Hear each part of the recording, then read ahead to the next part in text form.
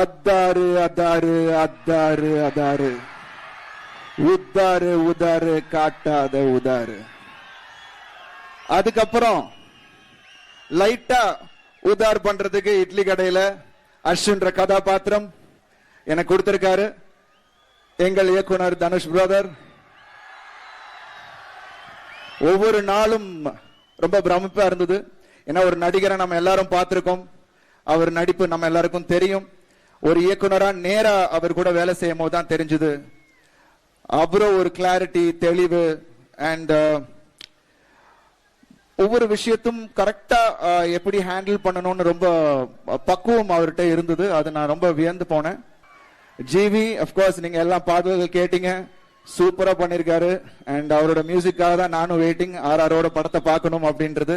So உங்களை மாதிரியே நானும் ரொம்ப ஆர்வமா இருக்கேன் முதல் நாள் படத்தை பார்க்கறதுக்கு.